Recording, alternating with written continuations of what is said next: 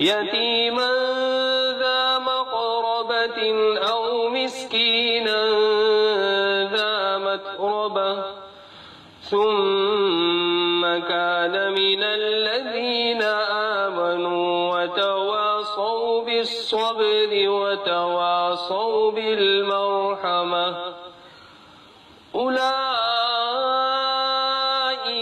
أصحاب الميمنة والذين كفروا بآياتنا هم أصحاب المشأمة عليهم نار مؤصدة صدق الله العظيم.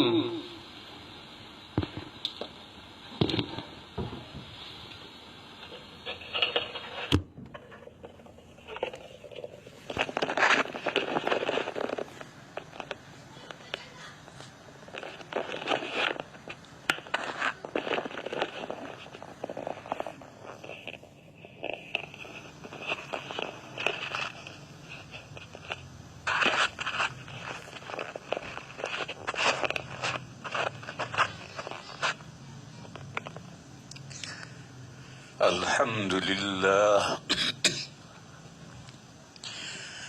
نحمده ونستعينه ونستغفره ونؤمن به ونتوكل عليه ونعوذ بالله من شرور أنفسنا ومن سيئات أعمالنا من يهده الله فلا مضل له ومن يضلله فلا هادي له ونشهد أن لا إله إلا الله وحده لا شريك له ونشهد أن سيدنا ومولانا وحبيبنا وشفيعنا محمدا عبده ورسوله أرسله إلى الناس كافة بشيرا ونذيرا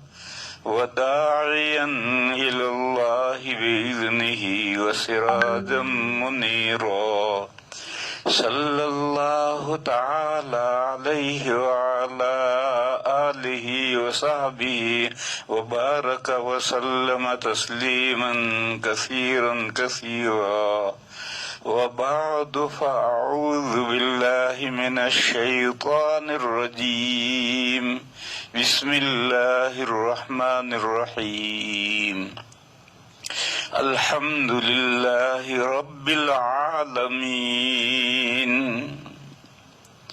الرحمن الرحيم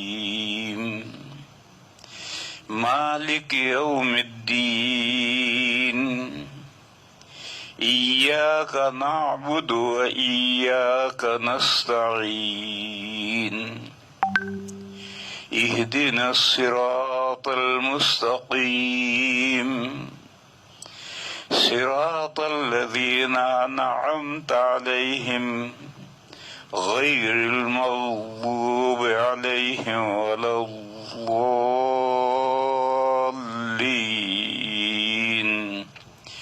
آمین. بزرگوں اور بھائیوں، سورہ فاتحہ کی تفسیر بیان کر رہا تھا. پچھلی آیتوں کا خلاصہ الحمدللہ میں توحید الوہیت کا بیان ہے کہ معبود صرف اللہ تعالی ہے، اس لیے کہ تمام تعریفیں اللہ کے لیے ہیں، اور سب سے بڑی تعریف، سب سے بڑا کمال معبود ہونا ہے. جیسے انسانوں میں لوگ سب سے بڑا کمال، بڑا لیڈر ہونا، اس کو بڑا کمال سمجھتے ہیں، تو کائنات میں سب سے بڑا کمال معبود ہونا ہے. عابد اور معبود دو ہی ہیں. بس جب ساری ہی تعریفیں اللہ کے لیے ہیں تو یہ سب سے بڑی تعریف بھی اللہ ہی کے لیے ہے. اور جس میں ساری تعریفیں ہوں اور سب سے بڑی تعریف بھی اس کے لیے ہو، وہ ہر عیب سے پاک بھی ہوتا ہے، تو الحمدللہ کے ساتھ سبحان اللہ محذوف ہے۔ بس اس میں توحید الوہیت کا بیان ہے کہ معبود صرف ایک ہے، پھر اس کے بعد میں توحید ربوبیت ہے جو توحید الوہیت کی دلیل ہے اور جو اس کا لیے لازم ملزوم ہے۔ رب العالمین جو سارے جہانوں کو پالنے والے ہیں، یعنی سارے جہانوں کو عدم سے وجود میں بھی وہی لائے ہیں، اور پھر ان کے بقا کا سامان بھی انہوں نے کیا ہے، اور پھر اس کے بعد میں ان کو ہدایت اور رہنمائی بھی انہوں نے دی ہے۔ فرعون نے حضرت موسیٰ علیہ السلام جب اس کے پاس دعوت لے کر گئے تو اس نے پوچھا تھا کہ تمہارا پروردگار کون ہے؟ فرعون خود لوگوں کا رب پروردگار بنا ہوا تھا، تو جب موسیٰ علیہ السلام نے اس کو دعوت دی کہ پروردگار عالم پر ایمان لا، تو اس نے پوچھا کہ تمہارا پروردگار ہے کون؟ تو موسیٰ علیہ السلام نے فرمایا ربنا الذی اعطی کل شیء خلقہ ثم ہدی، ہمارا پروردگار وہ ہے جس نے ہر چیز کو اس کی بناوٹ پیدائش دی، یعنی پوری کائنات کو جو وجود بخشا ہے جس ہستی نے، اور وجود بخشنے کے بعد پھر اس کی رہنمائی کی ہے، ہر مخلوق کو کیسے جینا ہے، کس طریقے سے اس کو زندگی گزارنی ہے، یہ رہنمائی کی ہے، وہ ہمارا رب ہے۔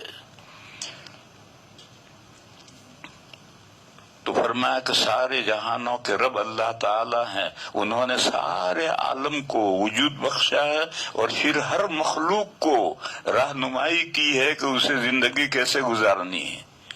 کیوں ہر مخلوق کی رہنمائی کیوں کی ہے؟ پھر اگلی آیت میں اللہ کی صفت رحمان آئی کہ وہ نہایت مہربان ہیں، ہر مخلوق پر ان کی مہربانی عام ہے۔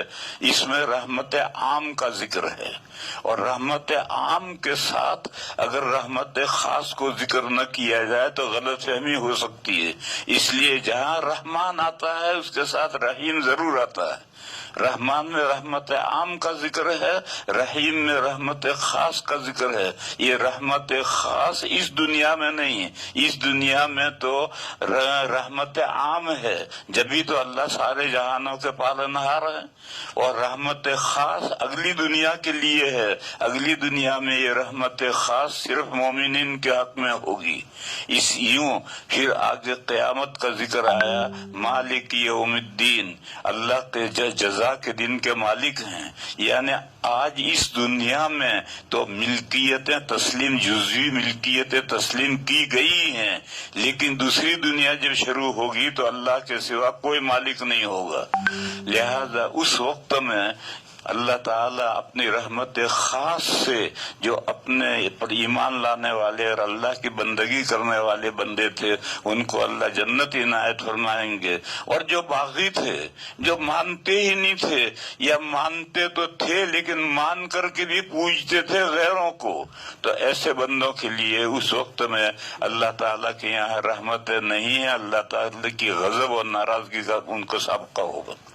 پھر اس کے بعد میں ایک آیت آئی تھی موضوع بدلنے کے لیے، یہ توحید و آخرت کے موضوع سے رسالت کے موضوع پر جانے کے لیے بیچ میں ایک آیت آئی تھی جو گریز کی آیت آئی تھی۔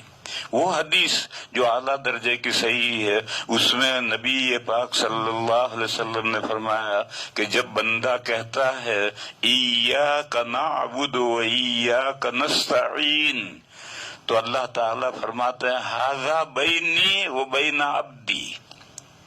اس حدیث میں وہ اعلیٰ درجے کی صحیح حدیث ہے کہ یہ آیت میرے اور میرے بندے کے درمیان میں ہے، یعنی اس سے اوپر جو دو موضوع آئے ہیں توحید اور آخرت وہ تو اللہ سے تعلق رکھتے ہیں، اور آگے جو رسالت کا مسئلہ آئے گا یہ بندوں سے تعلق رکھتا ہے، اور یہ بیچ کی آیت بینی و بین عبدی میرے درمیان میں اور میرے بندوں کے درمیان میں، وَلِعَبْدِ مَا سَأَلَ، اور میرا بندہ مجھ سے جو مانگے گا میں اس کو دوں گا۔ فرمایا کہ ہم آپ ہی کی بندگی کرتے ہیں، اور بندگی کا اعلیٰ درجہ تو یہ ہے کہ ہم نماز پڑھتے ہیں، سجدہ کرتے ہیں، یہ بندگی کا اعلیٰ درجہ ہے، اور بندگی کا کم سے کم درجہ ہے استمداد، مخفی امور میں کسی کی دہائی دینا، مخفی امور میں کسی کی مجھ سے مدد طلب کرنا، تو ہم مدد بھی آپ ہی سے طلب کرتے ہیں۔ علماء کرام نے کہا کہ آرڈینری جو امور ہیں اس میں ہم کسی سے مدد طلب کریں تو جائز ہے، بس آیت کریمہ میں استعانت سے مراد استمداد ہے، استمداد صرف اللہ کی ہے، اس کے علاوہ کوئی کسی کی نہیں، مانگو اللہ ہی سے، کسی اور سے مانگنا نہیں۔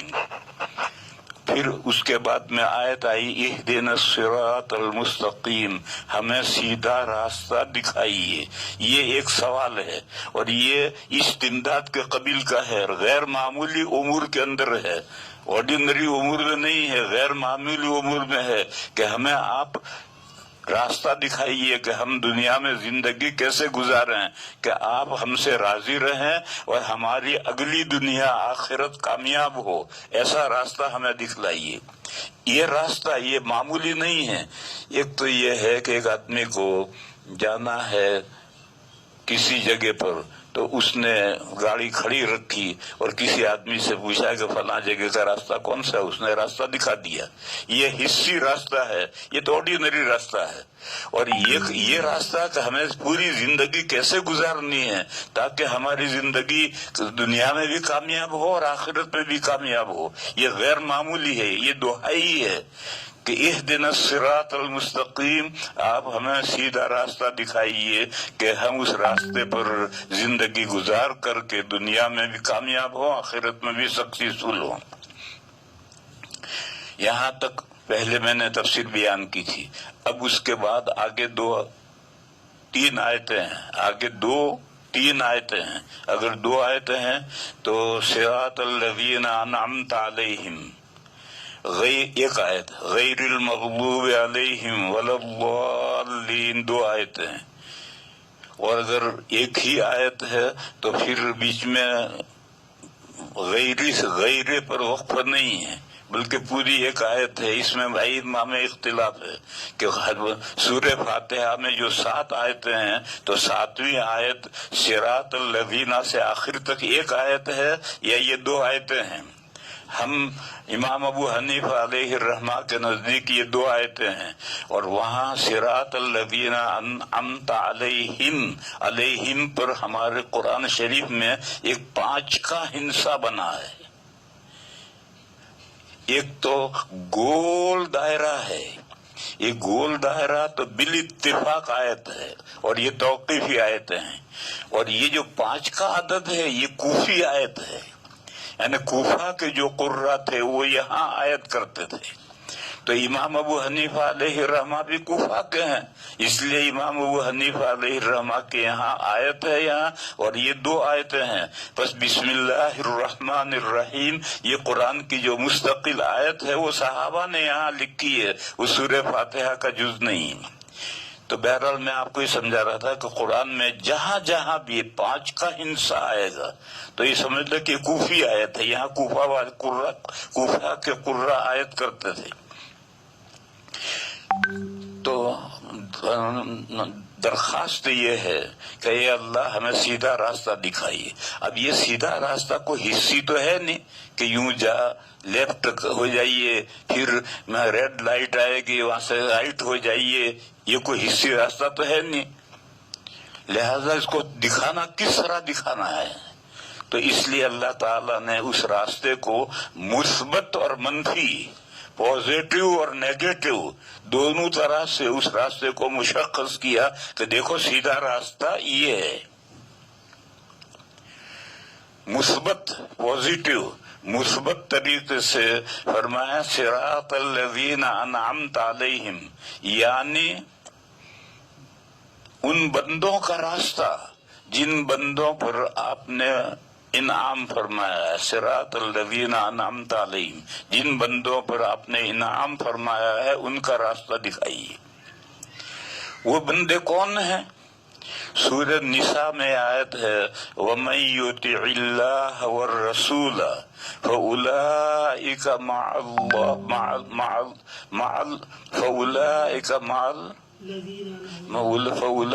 مع الذين أنعم الله عليهم من النبيين والصديقين والشهداء والصالحين وحسن أولئك رفيقا۔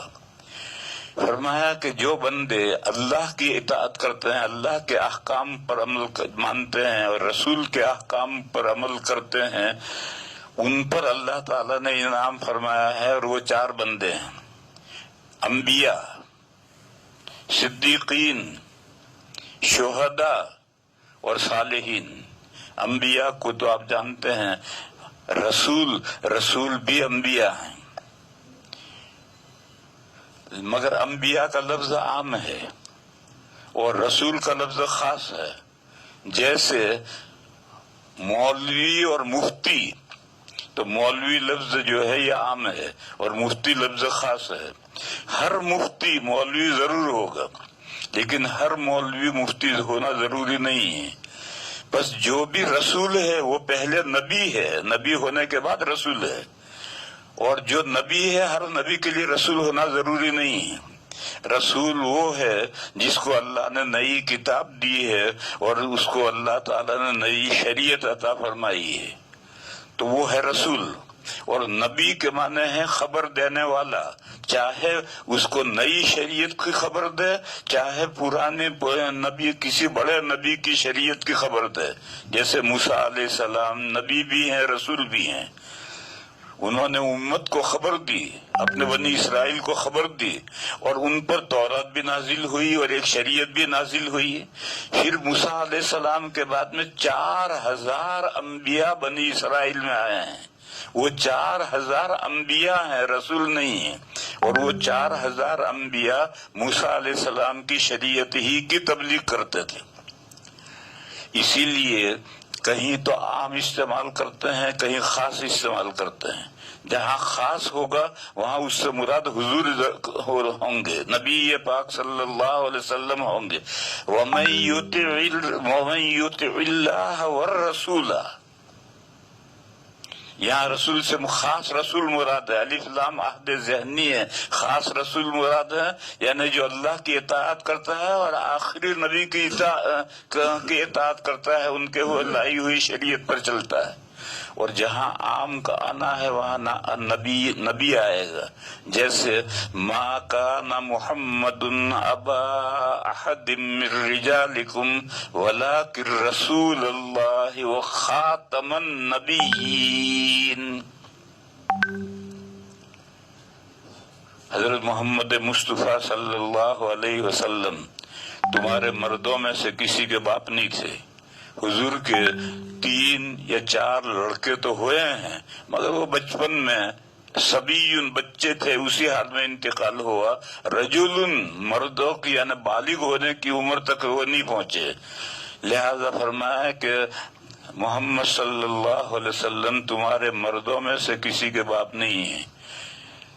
البتہ ان میں 2 سرخاب کے پر لگ رہے ہیں، ایک وہ اللہ کے رسول ہیں، یہ اللہ کے رسول ہیں، صاحب شریعت ہیں، صاحب کتاب ہیں، ان کو اللہ نے نئی کتاب دی ہے، نئی شریعت دی ہے، اور خاتم النبیین ہے، تمام نبیوں کے سلسلے کے آخری کڑی ہیں۔ بس آپ پر نبوت کا سلسلہ منتہی ہو گیا، اب آپ کے بعد کسی قسم کا کوئی نبی نہیں آئے گا، نہ مستقل صاحب شریعت، نہ ضمنی، نہ امتی، کوئی نبی نہیں آئے گا۔ تو یہاں خاتم النبیین کا خاتم المرسلین نہیں کہا، کیونکہ خاتم المرسلین کہتے تو پھر نبیوں کا سلسلہ آگے جاری رہ سکتا تھا، اس لیے خاتم النبیین کہا کہ تمام نبیوں کی آخری کڑی ہے، آخری سلسلے کے ہیں، اس سلسلے میں آخری ہے، ان کے بعد کسی طرح کی نبوت کا کوئی مقام نہیں ہے۔ نہ صاحب شریعت نبی آئے گا، نہ غیر صاحب شریعت آئے گا، نہ مستقل نبی آئے گا، نہ ماتحت نبی آئے گا، نہ امتی نبی آئے گا، نہ ذلی نبی آئے گا، نہ بروزی نبی آئے گا، کوئی نبی کا کوئی خاتم النبیین تشریف لے آئے۔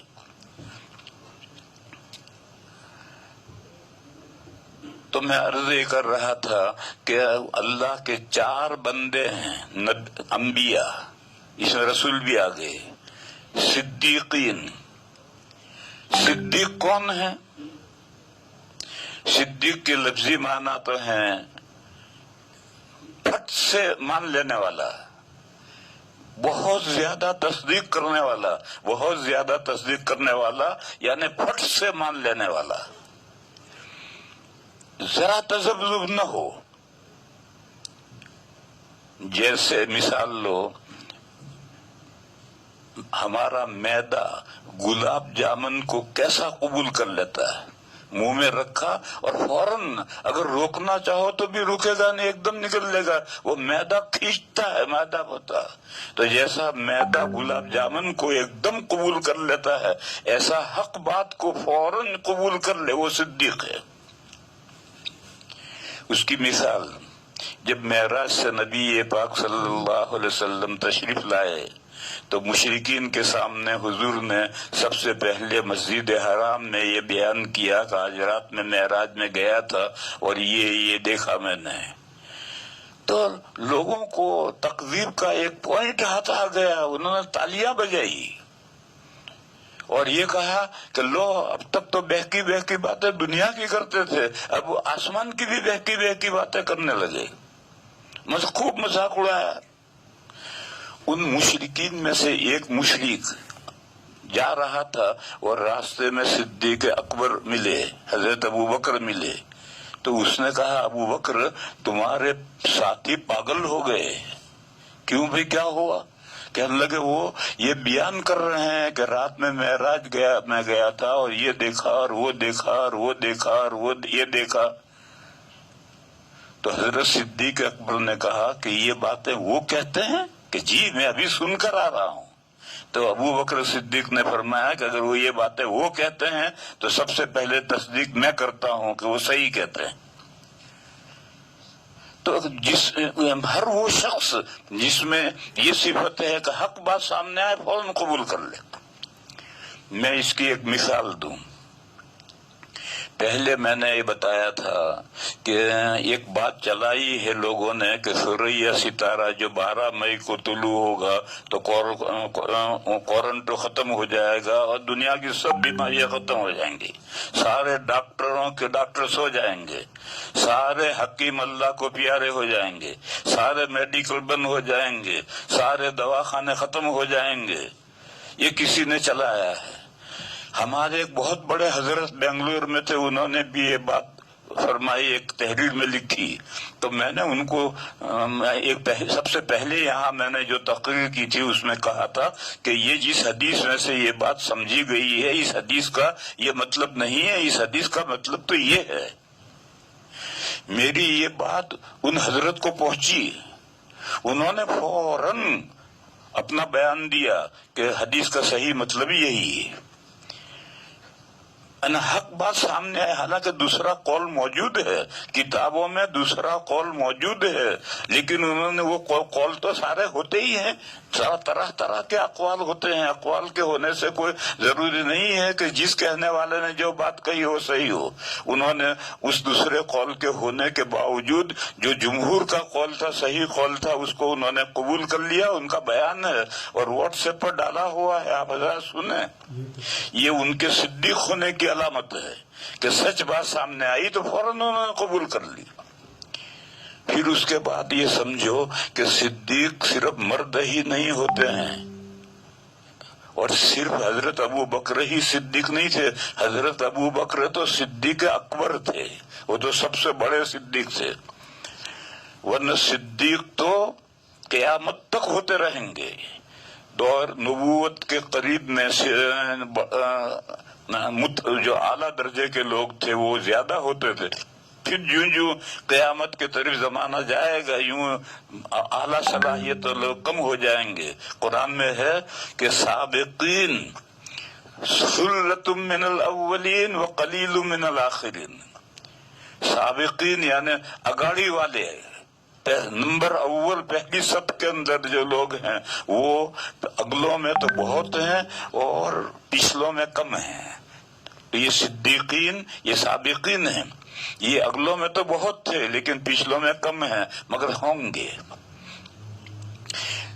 تو حضرت ابو بکر صدیق اکبر تھے، باقی صدیقیت کا مقام باقی ہے اور قیامت تک کے لیے باقی ہے۔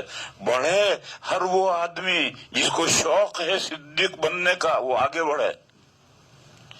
اور فارمولہ کیا ہے؟ حق بات سامنے آئے تو پھر بحث حجت کچھ نہیں، فوراً حق بات مان لو، بس اتنی ہی بات ہے۔ حق بات فوراً قبول کر لے، پوری شریعت پر عمل کرنا یہ تو ضروری ہے ہی، اس کے ساتھ حق بات جب سامنے آئے تو فوراً قبول کر لی جائے۔ تو صدیق مرد تو ہوتے ہی ہیں، عورتیں بھی صدیق ہوتی ہیں۔ آپ کو معلوم ہے حضرت عائشہ کے لیے ہے حضرت عائشہ صدیقہ، حضرت عائشہ صدیقہ تھی۔ تو جب حضرت عائشہ صدیقہ ہیں، ایک خاتون صدیقہ تھی، تو عورتیں بھی صدیقہ ہوتی ہیں۔ تمام قیامت تک کے لیے جتنی خواتین ہیں، ان خواتین کا اگر یہ مزاج ہے کہ حق بات سامنے آئے گی ہم فوراً قبول کر لیں گے۔ یہاں رک کر ایک بات سمجھو، ہر بات مان لینا، ہر سنی ہوئی بات صحیح نہیں ہوتی ہے۔ سورہ فرقان کے آخری رکوع میں عباد الرحمن کے اوصاف بیان کیے گئے ہیں، 9 اوصاف بیان کیے ہیں۔ ان 9 اوصاف میں سے ایک الذین اذا ذکروا بآیات ربہم لم یخروا علیہا صما وعمیانا۔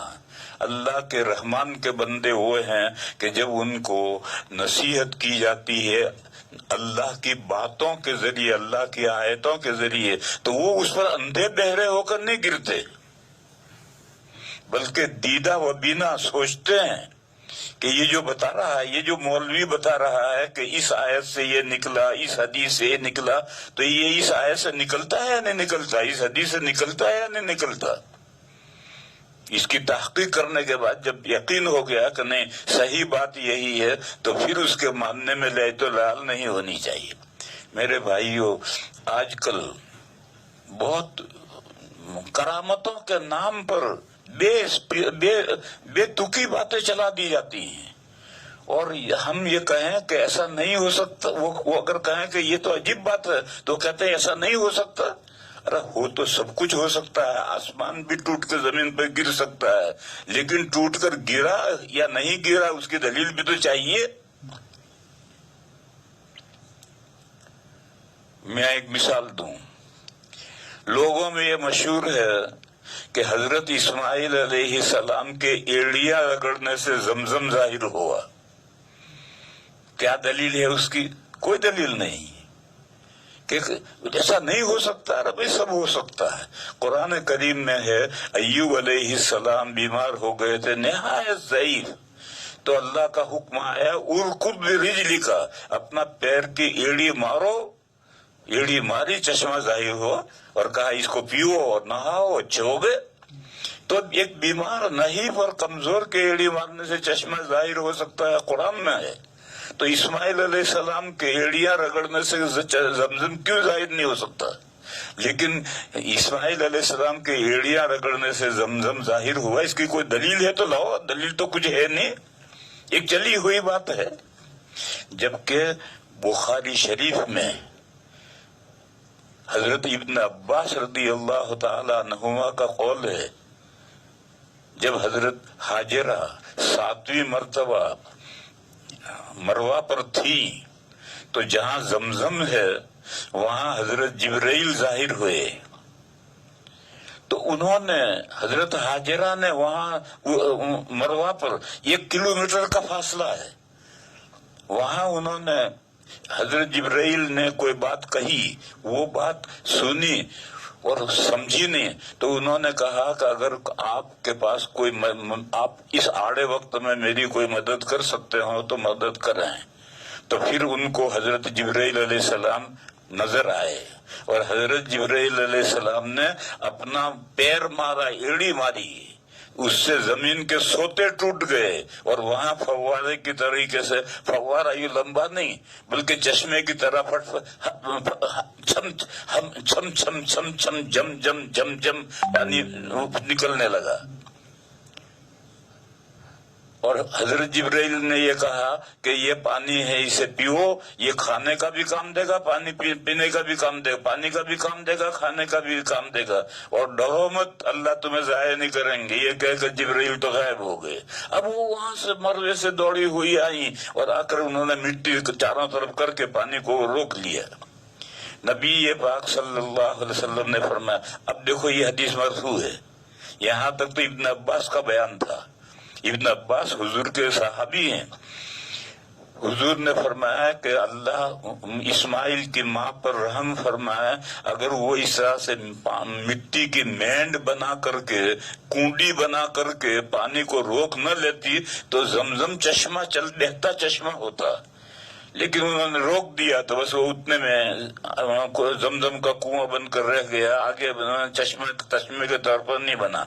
بہرحال یہ روایت بخاری شریف میں ہے کہ حضرت جبرائیل علیہ السلام نے وہاں یا تو اپنا ہاتھ مارا، بازو مارا، یا پیر کی ایڑی ماری، اور وہ اتنی زور کی لگی کہ زمین کے اندر جا کر جو سوت ہیں وہ سوت ٹوٹ گئے، اور وہاں سے پانی نکلنا شروع ہوا، اور آج تک اتنا پانی نکل رہا ہے کہ ساری دنیا پینا چاہے تو پانی ختم نہیں ہوگا۔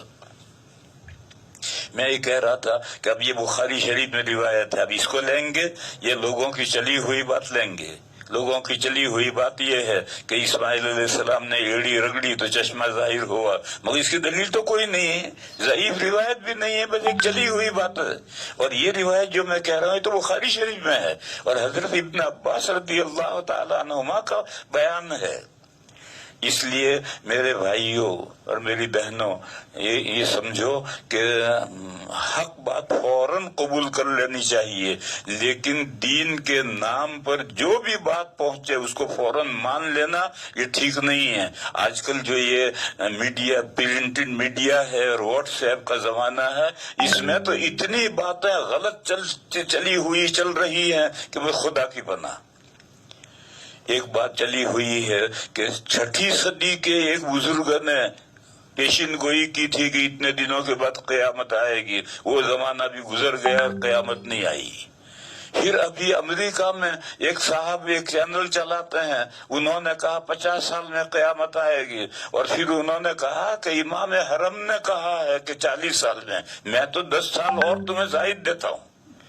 یہ بندوں کے اختیار میں ہو گیا، اور قرآن یہ کہتا ہے کہ یسألونک عن الساعة قل انما علمها عند الله لا يجليها لوقتها الا هو ثقلت في السماوات والارض لا تأتيكم الا بغتة يسألونك كأنك حفي عنها۔ تو قرآن تو یہ کہتا ہے کہ اللہ کے علاوہ کسی کو اس کا پتہ نہیں ہے، اور وہ امریکہ میں چیلنج چلانے والے کو پتہ چل گیا کہ 50 سال کے بعد قیامت آئے گی، اور حوالہ کیا ہے کہ امام حرم نے کہا ہے کہ 40 سال کے بعد قیامت آئے گی، حالانکہ امام حرم نے کچھ نہیں کہا، یہ بھی جھوٹ اس نے چلایا ہے۔ تو ایسی باتیں جو ان واٹس ایپ پر آتی ہیں، بولیں تو واٹس ایپ دیکھو ہی مت، اور دیکھو تو پھر ہر بات پر تحقیق کے بغیر یقین مت کرو، اور جب یقین ہو، تحقیق ہو جائے کہ یہ بات قرآن سے ثابت ہے اور حدیث سے ثابت ہے، فقہ سے یہ بات واضح طور پر ثابت ہے، تو پھر بے تکلف فوراً مان لینے کا، اس میں پھر دیر نہیں کرنے کی۔ پھر یہاں یہ بھی یاد کر رکھو، قرآن کریم کا تو ہر حرف، ہر کلمہ زبر اور زیر پکا ہے، اس میں کوئی تبدیلی ادنا نہیں ہوئی۔ لیکن میرے بھائیوں اور میری بہنوں، حدیثوں کا یہ حال نہیں ہے۔ حدیث نبی پاک صلی اللہ علیہ وسلم کا کلام ہے، اور قرآن اللہ کا کلام ہے۔ اللہ کے کلام میں بندے اپنا کلام نہیں گھسا سکتے، لیکن بندے کے کلام میں بندے گھسا سکتے ہیں۔ اس لیے حدیثوں میں گھڑی ہوئی حدیثیں داخل کی گئی ہیں، اور پھر اس میں سے کچھ تو اعلیٰ درجے کی صحیح ہیں، کچھ بالکل گھڑی ہوئی ہیں، اور کچھ بیچ میں ضعیف ہیں۔ اور پھر اسرائیلیوں کی، یہود و نصارہ کی بہت سی باتیں تفسیروں میں آئی ہیں جو اسرائیلیات کہلاتی ہیں۔ اس لیے یہ جو باتیں آتی ہیں تحقیق کے بغیر اس کو نہیں ماننا چاہیے، تحقیق ہونے کے بعد میں دیر نہیں کرنی چاہیے۔ تو جو مرد پکی بات فوراً قبول کرتا ہے، جو خاتون پکی بات، دین کی پکی بات فوراً قبول کرتی ہے، وہ صدیق و صدیقہ ہے۔ اور شہید کون ہے؟ شہید وہ ہیں جنہوں نے اللہ کے دین کی سربلندی کے لیے اپنے جان کا نذرانہ پیش کیا ہے۔ شہید وہ مرد ہیں، وہ عورتیں بھی شہید ہو سکتی ہیں، جو مرد ہیں یا عورتیں، زیادہ تر مرد ہی شہید ہوتے ہیں، عورتوں کے اوپر ذمہ جہاد نہیں ہے۔ تو وہ مرد جنہوں نے اللہ کے دین کی سربلندی کے لیے اپنی جان کا نذرانہ پیش کیا ہے۔ لفظ شہید کے معنی ہے گواہ۔ ان کو شہید کیوں کہتے ہیں؟ اس لیے ان کو شہید کہتے ہیں کہ کل قیامت کے دن یہ کھڑے ہوں گے اور جس حال میں یہ قتل کیے گئے ہیں، شہید کیے گئے ہیں، اسی حال میں کھڑے ہوں گے۔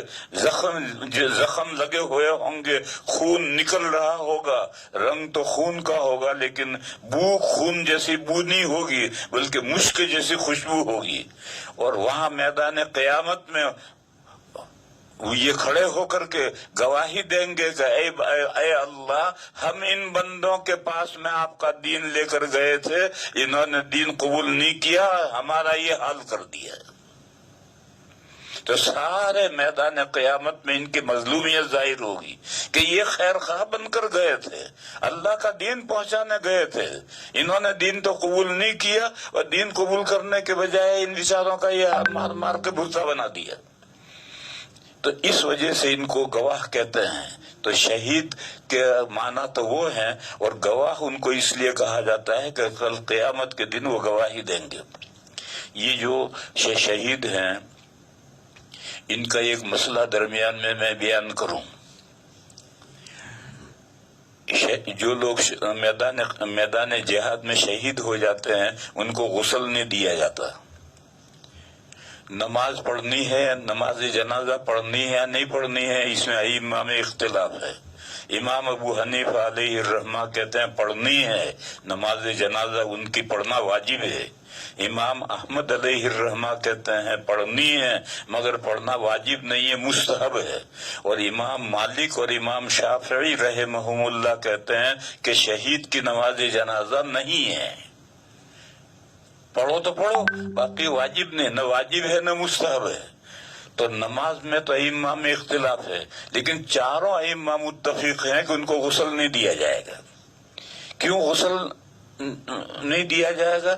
بعض مرتبہ میدان قیامت میں شہید کے لاش کے ٹکڑے ٹکڑے کر دیے جاتے ہیں، ان پر گھوڑے دوڑا کر کے ایسا پیس دیا جاتا ہے، جلا کر کے کالا کر دیا جاتا ہے، پہچاننا مشکل ہے۔ اب کیسے غسل دو گے؟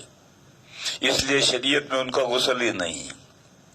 میرے بھائیو، آج کل یہ جو کورونا کا مسئلہ چل رہا ہے تو کورونا میں جو مرتے ہیں ان کو پولیس پلاسٹک میں پیک کر کے دیتی ہے اور یہ کہتی ہے اس کو کھول نہیں سکتے ہو۔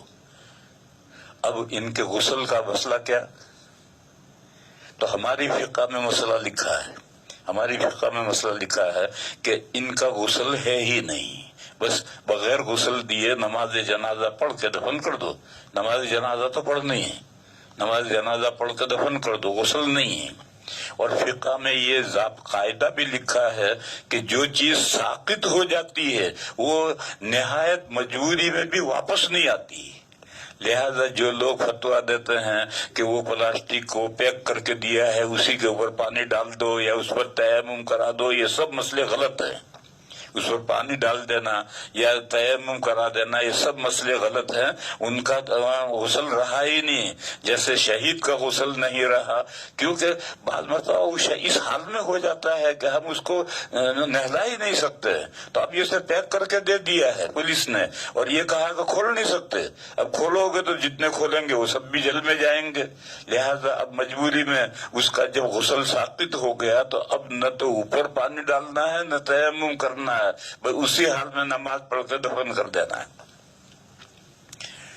یہ میں نے مسئلہ اس لیے بیان کیا کہ آج کل اس مسئلے کے تعلق سے مختلف فتوے آ رہے ہیں۔ ایک بامبے کے بھی کسی صاحب کا کوئی فتویٰ آیا ہے، حضرت مفتی تقی صاحب کا بھی کوئی فتویٰ آیا ہے، دارالعلوم دیوبند کا فتویٰ یہی ہے کہ ایسے جو پولیس لا کر دے تو اس کو نہلانا نہیں ہے، اسے پانی بھی اوپر ڈالنا نہیں ہے، اس پر تیمم بھی نہیں کرانا ہے، اسی حال میں نماز پڑھ کر کے دفن کر دینا۔ اور یہ مسئلہ شہید کے مسئلے سے لیا گیا ہے، شہید کا غسل کیوں نہیں ہے؟ بعض مرتبہ غزوہ احد میں ایک صحابی شہید ہوئے اور کافروں نے ان کی لاش کو بری طریقے سے زخم پھاڑ دیا۔ اب ان پہچاننا بھی مشکل کہ یہ کون بندہ ہے، کس کی لاش ہے۔ تو ان کی بہن آئی اور اس بہن نے انگلیوں کے پورے دیکھ کر کے پہچانا کہ میرے بھائی ہیں۔ تو ایسا ہو جاتا ہے، شہید کا حال یہ ہو جاتا ہے۔ پر ایسی صورت میں غسل دینے کا حکم ساقط ہے۔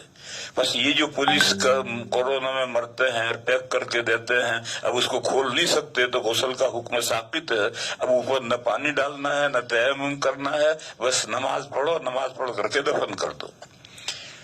یہ درمیان میں میں نے مسئلہ بیان کیا تھا۔ اصل مسئلہ تو میں بیان کر رہا تھا کہ شہید وہ ہے جو کل قیامت کے دن اسی حال میں، جس حال میں شہید ہوا ہے اسی حال میں قیامت کے دن آئے گا اور میدان قیامت میں گواہی دے گا کہ میں ان بندوں کے پاس میں اللہ کا دین لے کر گیا تھا، انہوں نے اللہ کا دین تو قبول نہیں کیا اور میرا مار مار کے مردہ بنا دیا۔ اور چوتھے بندے ہیں صالحین، نیک لوگ۔ نیک لوگ کس کو کہتے ہیں؟ نیک لوگ ایک اصطلاحی لفظ ہے، سبھی لوگ سمجھتے ہیں، پھر بھی اگر تھوڑی بہت تشریح کرنی ہے تو وہ یہ ہے کہ اللہ کی ہر شریعت میں دو قسم کے کام ہیں، کرنے کے اور بچنے کے۔ تو جتنے کام کرنے کے ضروری ہیں، جتنے فرائض ہیں اور جتنے واجبات ہیں، ان تمام کو مضبوطی سے عمل کرتا ہو۔ اور جو بچنے کے کام ہیں وہ دو ہیں، ایک حرام اور ایک مکروہ تحریمی۔ مکروہ تحریمی کے تعلق سے لوگ سمجھتے ہیں کہ بھائی تو مکروہ ہے، بھائی مکروہ نہیں ہے، مکروہ تحریمی ہے، یعنی گویا یہ بھی حرام ہے۔ تو جو حرام سے اور مکروہ تحریمی سے بچتے ہیں اور فرائض اور واجبات پابندی سے کرتے ہیں، وہ نیک بندے۔ اور جو نوافل اعمال کرتے ہیں، سنت مؤکدہ پڑھتے ہیں، سنت غیر مؤکدہ پڑھتے ہیں، تہجد پڑھتے ہیں، اوابین پڑھتے ہیں، نفلیں پڑھتے ہیں، اور معمولی گناہوں سے بھی بچتے ہیں، بیڑی نہیں پیتے، گٹکا نہیں کھاتے، یہ تو صالحین نہیں، یہ تو بزرگ ہیں، یہ تو اللہ کے ولی ہیں، اللہ کے اولیاء ہیں۔ تو اولیاء اور ولی الگ ہیں، اور صالح بندے، نیک بندے تو ہم میں سے ہر آدمی نیک بندہ بن سکتا ہے۔ جو کرنے کے کام ہے فرائض اور واجبات، اسے مضبوطی سے عمل کرو، اور حرام اور مکروہ تحریمی سے بچو، تو تم نیک بندے بن گئے۔ تو اللہ پاک نے فرمایا کہ جو اللہ کا کہنا مانتا ہے اور اللہ کے رسول کا کہنا مانتا ہے، یہ وہ بندے ہیں جن پر اللہ نے انعام فرمایا ہے۔ انبیاء ہوں، صدیقین ہوں، شہداء ہوں، صالحین ہوں، ان پر اللہ نے انعام فرمایا ہے۔ وَحَسُنَ أُولَئِكَ رَفِيقًا، قیامت کے دن جو ان کی رفاقت اگر مل جائے تو واہ اس سے بہتر کوئی رفاقت نہیں ہے۔ وَحَسُنَ أُولَئِكَ رَفِيقًا۔ تو فرمایا کہ صراط الذین انعمت علیہم، اے اللہ ہمیں سیدھا راستہ دکھا، ان بندوں کا راستہ دکھا جن بندوں پر آپ نے انعام فرمایا ہے۔ قرآن کریم میں ایسے 5 بندوں کا ذکر آیا ہے جن پر اللہ تعالیٰ نے انعام کیا ہے۔ پھر شہداء اور صالحین اور تو بہت کا ذکر آیا ہے، لیکن 5 انبیاء کا ذکر آیا ہے، وہ انبیاء خمسہ کہلاتے ہیں۔ نوح علیہ السلام، ابراہیم علیہ السلام، موسیٰ علیہ السلام، عیسیٰ علیہ السلام اور شعیب علیہ السلام، یہ انبیاء خمسہ کہلاتے ہیں۔ ان انبیاء خمسہ کے اور ان کی قوموں کے قصے بار بار قرآن میں ذکر کیے ہیں کہ دیکھو ان نبیوں کی زندگیاں یہ ہیں، انہوں نے لوگوں کو کیا تعلیمات دی ہیں اور لوگوں نے ان کی کیوں مخالفت کی ہے۔ دیکھو اس میں آدم علیہ السلام کا ذکر نہیں ہے، آدم علیہ السلام تو سب کے ابا ہیں، اور اس میں ہمارے آقا ان کا بھی ذکر نہیں ہے۔ انبیاء خمسہ بیچ میں ہیں، آدم علیہ السلام تو اوپر گئے، اور ہمارے حضور کی امت کو تو یہ سارے واقعات سناتے ہیں، بس اگر ہمارے حضور کے حالات بیان کریں گے تو کیسے ہوں گے؟ میں اس کی مثال دوں، تورات کے بارے میں یہودی یہ کہتے ہیں کہ اللہ کی کتاب ہے، اس میں کوئی تبدیلی نہیں ہے، حالانکہ تورات میں موسیٰ علیہ السلام کی قبر کا ذکر ہے کہ موسیٰ علیہ السلام کی قبر فلاں جگہ ہے۔ تو سوچو موسیٰ علیہ السلام پر جو کتاب نازل ہوئی ہے اس میں موسیٰ علیہ السلام کی قبر کا ذکر کہاں سے آ گیا؟ بس حضور پاک صلی اللہ علیہ وسلم پر جو ذکر کتاب نازل ہوئی اس میں حضور کی امت کے احوال کیسے آئیں گے، اور حضور کے احوال اور صحابہ کے احوال کیسے آئیں گے؟ اس لیے میں نے کہا کہ آدم علیہ السلام کا تذکرہ بھی نہیں ہے اور حضور کا بھی نہیں، بیچ میں 5 انبیاء ہیں، نوح علیہ السلام، ہود علیہ السلام، صالح علیہ السلام، ابراہیم علیہ السلام اور شعیب علیہ السلام۔ ان 5 انبیاء کو ان کی امتیں کافر اور مشرک امت تھی، ان کے ساتھ ان کے بڑے لمبے جھگڑے رہے ہیں، اور ان جھگڑوں میں وہ بعض امتیں ہلاک کر دی گئی ہیں۔ نوح علیہ السلام کی امت کے بڑے تفصیلی واقعات آئے ہیں، ابراہیم علیہ السلام کی امت کے بھی بڑے تفصیلی واقعات ہیں، ہود علیہ السلام، صالح علیہ السلام کے بھی، شعیب علیہ السلام کے بھی۔ یہ انبیاء 5 کہلاتے ہیں، 5 انبیاء، نوح علیہ السلام، ابراہیم علیہ السلام، ابراہیم علیہ السلام سے پہلے ہود علیہ السلام، صالح علیہ السلام، پھر ابراہیم علیہ السلام، پھر اس کے بعد میں شعیب علیہ السلام، اور حضرت موسیٰ علیہ السلام اور ان کی قوم کے احوال تو بہت تفصیل سے سنائے گئے ہیں۔ وہ سارے احوال اس امت کو سنائے گئے ہیں۔ چمار، موچی، جب جوتا سیتا کاٹتا ہے تو پہلے یا درزی جب کوئی موٹا کاٹتا ہے تو ایک آستین کاٹ بالکل نہیں، پیمائش کر کے کاٹ کر پھر کپڑا رکھ کر کے دوسری آستین اسی طرح کاٹ ڈالتا ہے۔ اسی طرح سے موچی ایک جوتا کی تلی کاٹ کر پھر رکھ کر دوسری تلی اسی طرح کاٹ ڈالتا ہے۔ تو اس امت کو سارے احوال بنی اسرائیل کے سنائے گئے ہیں، اور حدیث شریف میں فرمایا گیا کہ لَتَتَّبِعُنَّ سَنَنَ مَنْ قَبْلَكُمْ حَذْوَ النَّعْلِ بِالنَّعْلِ، تم پہلوں کی چال پر چلو گے تو ہو بہو جیسا چپل کے برابر ہوتا ہے اس طرح سے چلو گے۔ اور قرآن کریم میں سورہ جمعہ میں ایک آیت آئی ہے، مَثَلُ الَّذِينَ حُمِّلُوا التَّوْرَاةَ ثُمَّ لَمْ يَحْمِلُوهَا كَمَثَلِ الْحِمَارِ يَحْمِلُ أَسْفَارًا۔ وہ لوگ جن کو تورات دی گئی پھر انہوں نے تورات پر عمل نہیں کیا تو ان کی مثال اس گدھے کی، اس جانور کی، اس چوپائے کی ہے جس پر دینی کتابیں لاد دی گئی ہوں، تو اس سے کیا فائدہ ہوگا؟ یہ آیت آئی ہے اس امت کے تذکرے کے بعد، یعنی اس امت کا بھی آگے جا کر یہی حال ہو جائے گا۔ آج دنیا میں کروڑوں مسلمان ہیں، لیکن حقیقی معنی میں جن کو مسلمان کیے جو تو 50% بھی نہیں ہے، کیونکہ وہ حضور نے فرمایا کہ آگے تمہارا جا کر یہی حال ہو جائے گا۔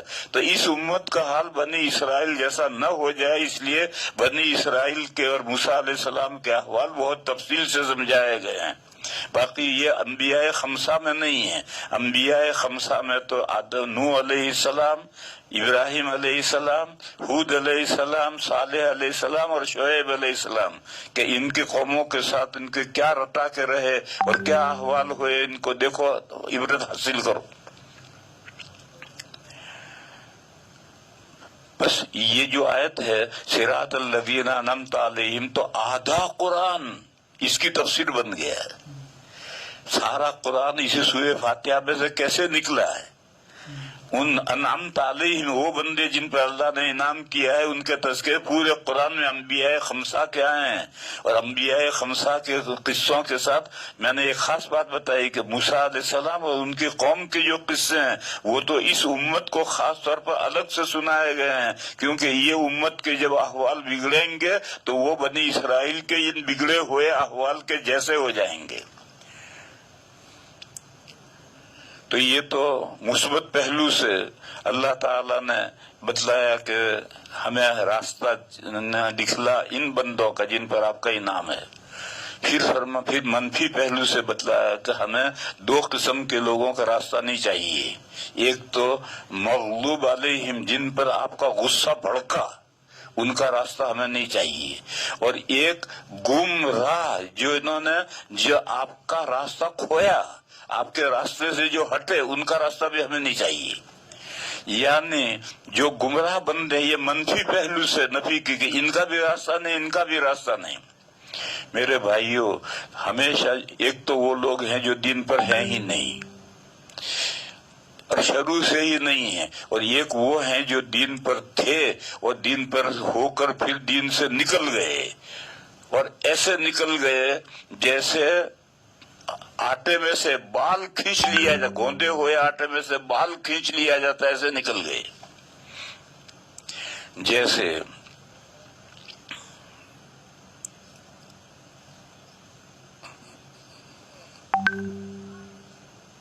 یہود، یہ جو یہود ہیں یہ صحیح دین پر موسیٰ علیہ السلام کے دین پر تھے، موسیٰ علیہ السلام کی امت ہے، موسیٰ علیہ السلام ماننے والے ہیں، تورات کو ماننے والے ہیں، لیکن تورات سے نکل گئے، ایسے نکل گئے جیسے گندے ہوئے آٹے میں سے بال نکل جاتا ہے. اسی لیے اللہ تعالیٰ ان پر نہایت غضبناک ہوئے بھڑکے. پھر اس کے بعد میں عیسیٰ علیہ السلام آخری پیغمبر آئے بنی اسرائیل میں. عیسیٰ علیہ السلام میں اور حضور کے درمیان میں 600 سال کا فصل ہے. 600 سال میں امت کچھ بہت زیادہ بھٹک کر دور نہیں چلی جاتی ہے، بھٹکتی تو ہے لیکن بہت دور نہیں چلی جاتی ہے. اس لیے نبی پاک صلی اللہ علیہ وسلم نے ایک حدیث میں بتایا کہ مغلوب علیہم یہود ہیں اور ضالین نصارہ ہیں. اللہ کا جن پر غصہ بھڑکا یہ یہود ہیں، اور جو اللہ کے راستے سے ہٹے گمراہ ہو گئے. ہٹنا کیا ہے؟ جیسے جنکشن پر جہاں سے دو پٹریاں الگ ہوتی ہیں تو ایک اینچ کے فاصلے سے الگ پڑتی ہیں، پھر بڑھتی ایک مشرق جاتی ہے ایک مغرب جاتی ہے. تو جو شروع سے ایک راستے سے الگ دوسرے راستے پر پڑ گیا یہ ہے گمراہ. اللہ کا راستہ گم کر دیا، دوسرے راستے پر پڑتی ہے. تو ابھی یہود عیسائی اتنے آگے نہیں گئے تھے. اسی لیے آج ہمارے حافظوں نے فرمایا کہ وَلَا تَسُبُّوا الَّذِينَ يَدْعُونَ مِن دُونِ اللَّهِ، جو لوگ اللہ کے علاوہ غیر اللہ کو پکارتے ہیں ان کے معبودوں کو برا مت کہو. اگر ان کے معبودوں کو برا کہو گے تو وہ سوچے سمجھے بغیر تمہارے معبود کو یعنی اللہ کو برا کہیں گے. اس آیت کے بعد میں پھر ایک آیت آئی کہ مسلمانوں سے سخت دشمن دور یہود ہیں اور والذین اشرکوا ہیں، اشد الناس عداوۃ ہیں، اور اقربہم مودۃ، مومنوں سے اقربہم مودۃ یہ نصارہ ہیں. اور وجہ یہ بتائی کہ ان میں قسیسین ہیں اور رہبان ہیں. تو یہ نزول قرآن کے وقت تک عیسائی ہیں. اب تو 1400-1500 سال ہوتے ہوئے یہ عیسائی بھی ان یہودیوں کے پالے میں پہنچ گئے ہیں. اب تو یہ سارے ایک ہی تھیلے کے چٹے بٹے ہو گئے ہیں. تو میں کہہ یہ رہا تھا کہ حدیث شریف میں مغضوب علیہم کی مثال سمجھنے کے لیے یہود کی بیان کی اور ضالین کی مثال نصارہ کی بیان کی. اس امت میں اس وقت مثال نہیں تھی، اس لیے کہ اس امت کا جو پہلا طبقہ تھا صحابہ کا وہ دودھ میں دھلا تھا. وہ ایسے گیہوں کی بوری تھی جس میں ایک کنکر نہیں تھا. بس اس امت میں سے کہاں سے مثال لائیں گے؟ اسی لیے سورہ جمعہ میں آگے جو احوال بگڑیں گے تو اس کی مثال دینے کے لیے یہود کی مثال آئی کہ مثل الذین حملوا التوراۃ ثم لم یحملوها. یہ مسلمانوں کی مثال دینے کے لیے یہود کی مثال دی. تو لیکن جب زمانہ آگے بڑھا اور 3 قرن گزر گئے، صحابہ کا، تابعین کا اور تبع تابعین کا قرن گزر گیا اور اس سے زمانہ آگے بڑھا تو پھر یہ گمراہ فرقے مسلمانوں میں بھی پیدا ہوئے.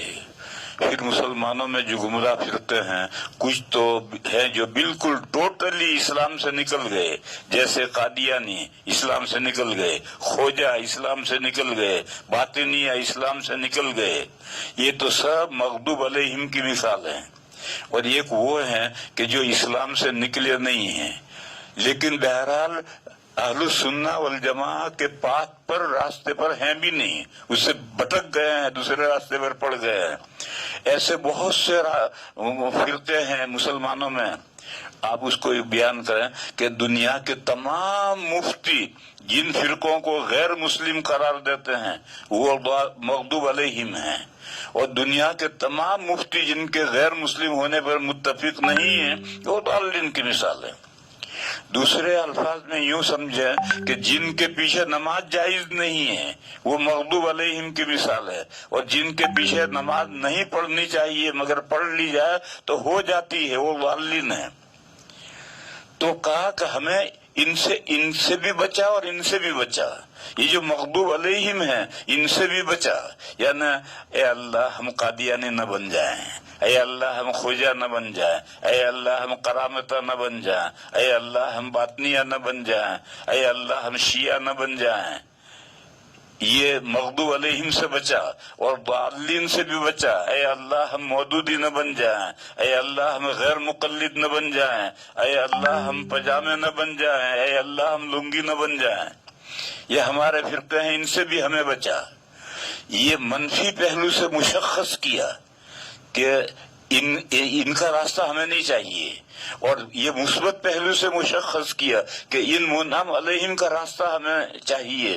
لہذا یہ اب واضح ہو گیا. اب پورا قرآن کریم اسی کی وضاحت ہے. پورا قرآن کریم جو ہے یا تو مغضوب علیہم کے احوال ہوں گے، یا ضالین کے احوال ہوں گے، یا منعم علیہم کے احوال ہوں گے، اور پھر اس کے ساتھ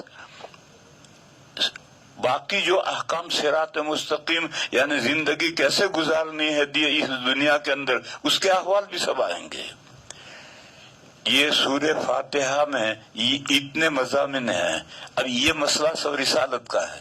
یہ رہنمائی کون کرے گا، سیدھا راستہ کون دکھائے گا؟ اللہ کا رسول دکھلائے گا.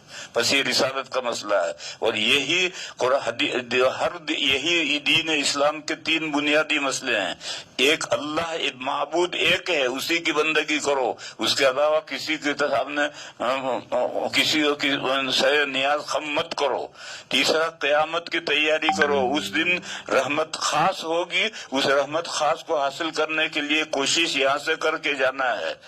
اور تیسرا یہ ہے کہ اللہ نے اس دنیا کے اندر اس صحیح پاک پر، صحیح راہ پر چلنا ہے تاکہ ہم دوسری دنیا میں جا کر کامیاب ہوں. لہذا قرآن کریم کو پڑھو، اور آگے سورہ بقرہ سے قرآن کریم کا تذکرہ شروع ہوگا. یہ دلیل رسالت ہے. رسول تو ہمارے نبی صلی اللہ علیہ وسلم ہیں. ہمارے نبی صلی اللہ علیہ وسلم کے لیے دلیل کیا ہے کہ آپ نبی ہیں؟ ان کی دلیل یہ ہے کہ انہوں نے یہ قرآن پیش کیا ہے. لہذا یہ قرآن دلیل رسالت سے اگلی صورت شروع ہوگی. وآخر دعوانا ان الحمد للہ رب العالمین. اس کے بعد سوالات ہیں، 9 سوال آئے ہیں.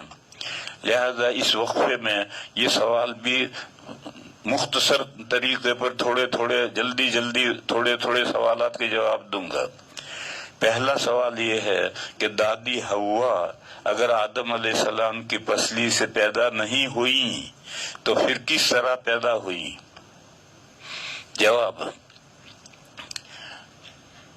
یہ جو تم نے کہا کہ دادی حوا حضرت آدم علیہ السلام کی پسلی سے پیدا نہیں ہوئی، یہ نہیں ہوئی کی کیا دلیل ہے؟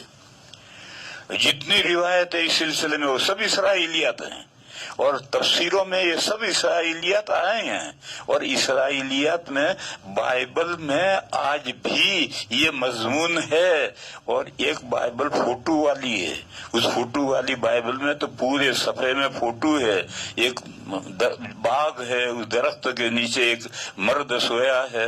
اللہ تعالیٰ کبوتر بن کر کے پنجے میں چھری لے کر آئے اور اس مرد کے پہلو میں سے تھوڑا سا گوشت لے گئے اور حضرت ہوا کو بنا کر بھیج دیا، ابھی وہ سوئے ہیں، ان کے ابھی بیدار نہیں، اسے پہلے وہ آ کر وہاں بیٹھ گئی۔ یہ سارا مضمون بائبل میں ہے، آج بھی بائبل چھپے ہوئے ہیں، ہر زبان میں چھپے ہوئے ہیں، دیکھو یہ سب روایتیں تفسیروں میں آئی ہیں۔ میں نے کہا تھا کہ صحیح حدیثوں میں بخاری میں صرف ایک حدیث ہے، اور اس حدیث کا بھی حافظ ابن حجر علیہ الرحمہ نے یہ مطلب بیان کیا۔ اب دوسرا سوال یہ ہے کہ پھر وہ کیسے، حضرت دادی حوا کیسے پیدا ہوئی، تو اسے سنو۔ حضرت شاہ ولی اللہ صاحب علیہ الرحمہ نے حجت اللہ میں یہ مضمون لکھا ہے کہ اس وقت مخلوقات 3 طرح پیدا ہو رہی ہیں، بے شمار مخلوقات ہیں جو مٹی سے ڈائریکٹ پیدا ہوتی ہیں، جیسے کیڑے مکوڑے، پھل لٹک رہا ہے اس میں کیڑے پڑ گئے، ہمارے پیٹ میں کیڑے پڑ گئے، وقت آیا برسات ہوئی تو جنگل میں کیڑے ہی کیڑے پیدا ہو گئے۔ یہ کہاں سے پیدا ہوئے؟ یہ ڈائریکٹ مٹی سے پیدا ہوئے۔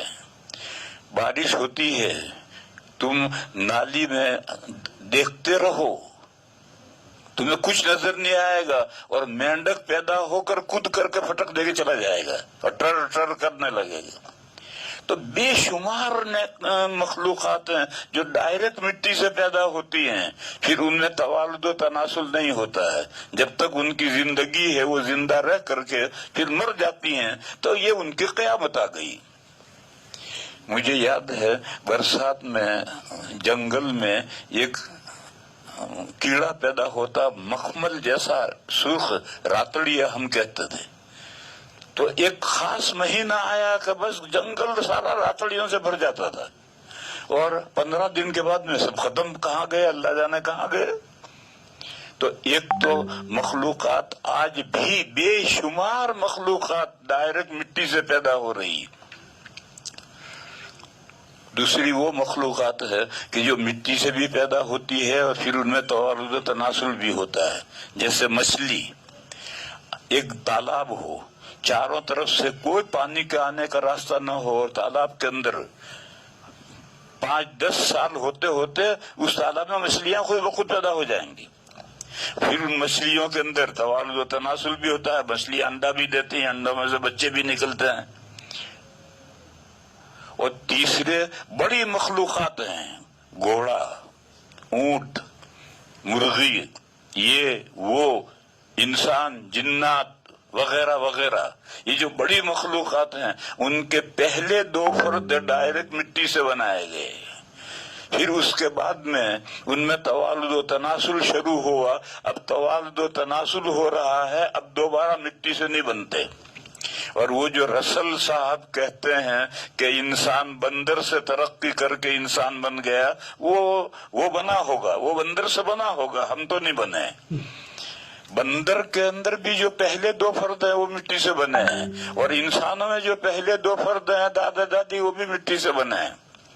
دلیل حوالہ روح المعانی ایک بڑی معتبر تفسیر ہے، اس کی سورہ نساء کھولو، سورہ نساء کی پہلی آیت ہے، یا ایھا الناس اتقوا ربکم الذی خلقکم من نفس واحدہ وخلق منها زوجها وبث منہما رجالا کثیرا ونساء۔ اس کی تفسیر حوض میں وہی مشہور تفسیر کی ہے کہ دادا مٹی سے، اللہ نے ان کو زمین کی مٹی سے پیدا کیا، پھر ان کی پسلی سے دادی کو پیدا کیا، وہ جو اسرائیلی مضمون جو تفسیروں میں آیا وہی کیا ہے۔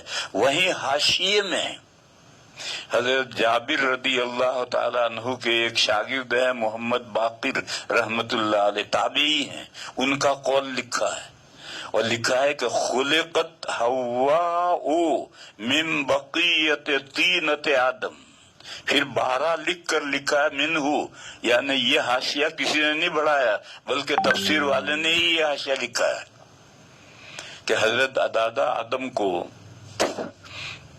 پیدا کرنے کے لیے جو حکم ہوا تھا اور فرشتوں نے جو مٹی تیار کی تھی اس مٹی میں سے دادا کا پتلا بنا دیا، تو باقی جو بچی ہوئی مٹی تھی اس مٹی سے دادی حوا کو بنایا گیا۔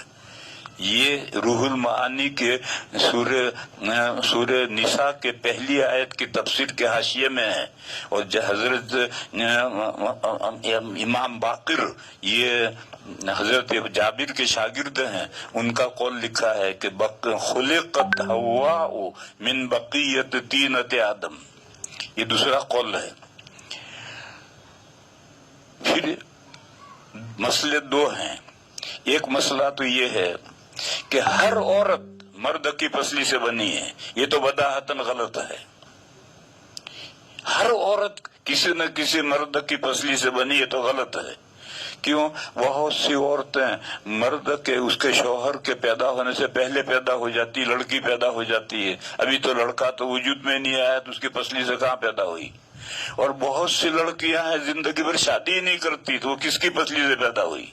لہذا یہ مضمون کہ ہر عورت کسی نہ کسی مرد کی پسلی سے پیدا ہوئی ہے، یہ تو مضمون بداہتاً غلط ہے۔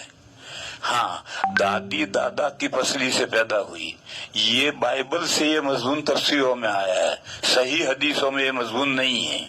اور یہ سوال کہ دادی پیدا کہاں ہوئی، تمام بڑی انواع اس کے پہلے دو فرد ڈائریکٹ مٹی سے بنے ہیں، تو انسان بھی ایک بڑی نوع ہے، اس کے پہلے جو دو فرد ہیں وہ ڈائریکٹ مٹی سے بنے ہیں۔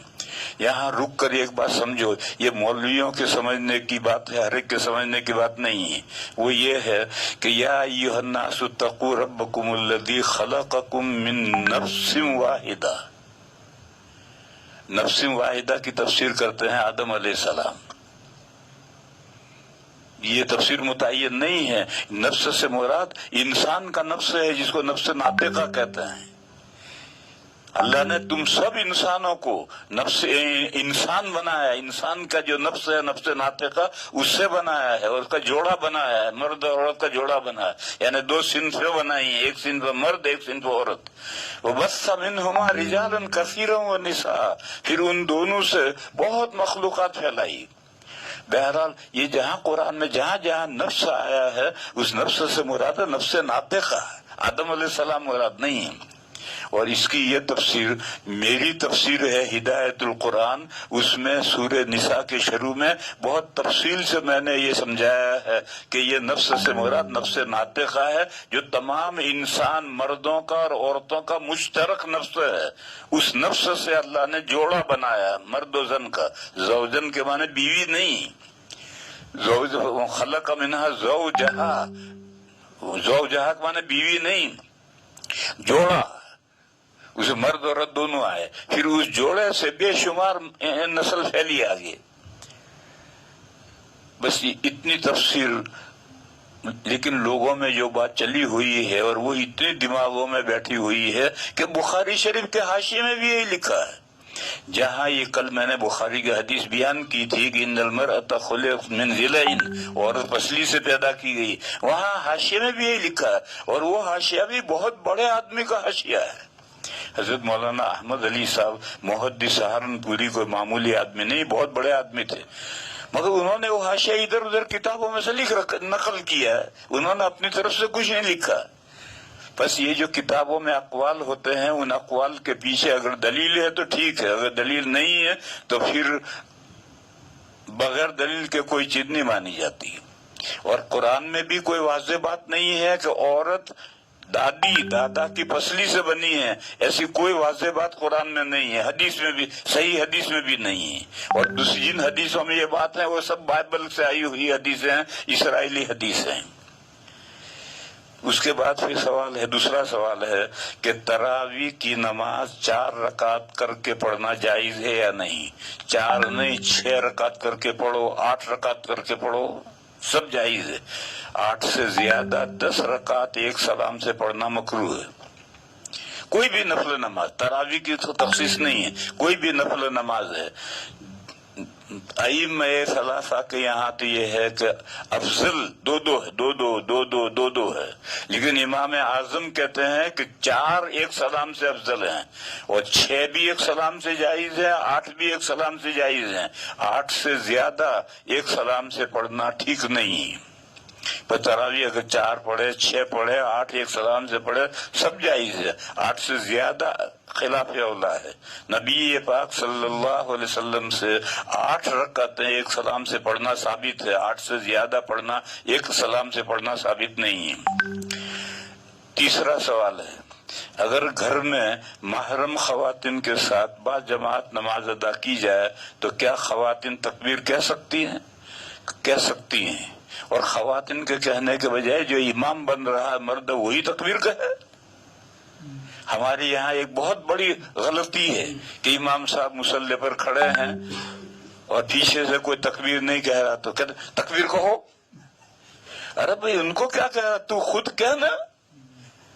تکبیر کہنے کے لیے کوئی دوسرا ہونا آدمی ضروری ہے، نہیں تھوڑی امام بھی تکبیر کہے گا۔ سعودیہ میں چلے جاؤ، سعودیہ میں جو بڑی مسجدیں ہیں ان میں تو بہت سارے امام ہوتے ہیں، لیکن جو چھوٹی چھوٹی مسجدیں ہیں اس میں ایک ہی آدمی ملازم ہوتا ہے، وہی مسجد میں ہوور چلاتا ہے، مشین چلا کر مسجد قالین صاف کرتا ہے، وہی وہاں پانی نہیں ہوتا ہے، نالیاں اور نل نہیں ہوتے، وضو کا انتظام نہیں ہوتا ہے، قالین کے اوپر مشین چلا کر کے صاف کرنا ہے تو وہی ایک آدمی کرتا ہے، وہی اذان دیتا ہے۔